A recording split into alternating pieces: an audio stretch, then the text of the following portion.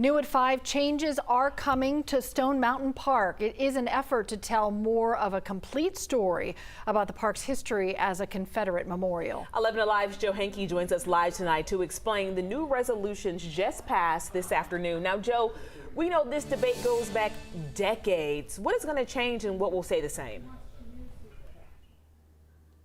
Well, it does go back decades. One of the changes we will see will be a new historical exhibit here to tell more of the history, the true history, the Stone Mountain Park Association says about the park out here. Now, behind me is one of the most controversial images here, that stone carving. It's controversial as it features a trio of Confederate leaders.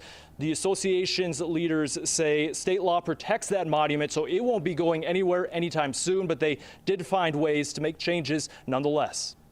This afternoon, the Stone Mountain Memorial Association adopted 4 resolutions. One creates a museum exhibit inside Memorial Hall at the front of the mountain to, quote, tell the warts and all history of the Stone Mountain carving and the land's history of hosting Ku Klux Klan rallies while privately owned until 1958.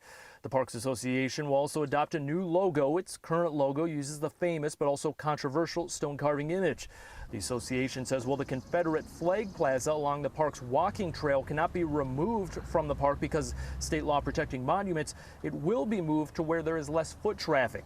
And the association will also work to have a bridge at the park built by Washington W. King, a prominent African-American bridge builder designated as a federal historic place. All of these changes will take place over the coming months and years. Eliminate the Confederacy from the Stone Mountain Park. Amongst calls for drastic changes to Stone Mountain Park were also calls today for the park to stay the same. With all that's going on in the world, and we're arguing over a monument that stood since 1970 in its completion, I ask you, embrace your history as an American. This is absolutely nothing. Atlanta NAACP President Richard Rose, though, says the only acceptable change is removing the carving and Confederate imagery from the park, as he says it continues to promote racism. Removing those carvings is repudiating racism. They got to start there. All of the rest of the stuff is just beating around the edges. Others, though, don't want to see park monuments like the Confederate Flag Plaza moved at all. Not really sure what they're trying to gain by that except to just out of sight and out of mind type thing. But we're very proud of our carving and our monuments.